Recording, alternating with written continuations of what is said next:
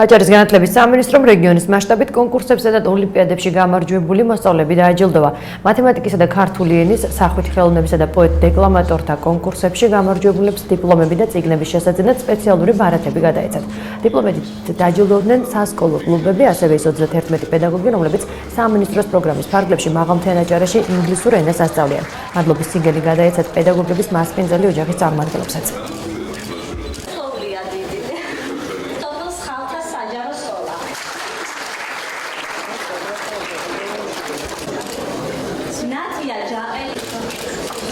ჩვენი პროექტი არის თეატრი სოფელში.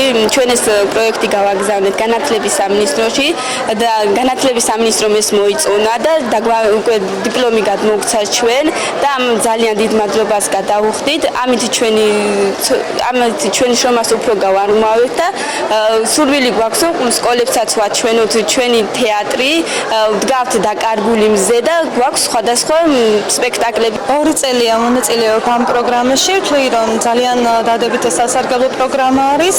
ყველა დიდი დადებითი მხარე ამ პროგრამის ის არის, რომ გავიცანე მასპინძელი ოჯახი, რომელთანაც ჩამომიყალიბდა ძალიან თბილი და მეგობრული ურთიერთობა. ერთ-ერთი დადებითი მხარე ეს არის ვფიქრობ. გარდა ამისა, მუშაობთ ვასწავლით ბავშვებს და ვაკეთებთ კერძო საქმეს. ვასწავლით ბავშვებს, ვისაც არ აქვს საშუალება, რომ ისწავლონ ინგლისური მაღალმთიან აჭარაში. მათემატიკის ტურში გამარჯვებულთა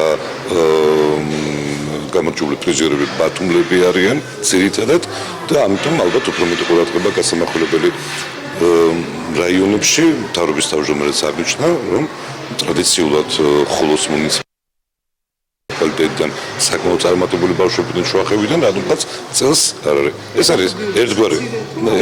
არა, ეს გასაანალიზებელი, ეს ყველაფერის და გაითვალისწინოს რესურს ცენტრებს აქვთ ეს დავალება მიდებული, რომ მათი მოსაზრება გამოთქვან ამის თაობას.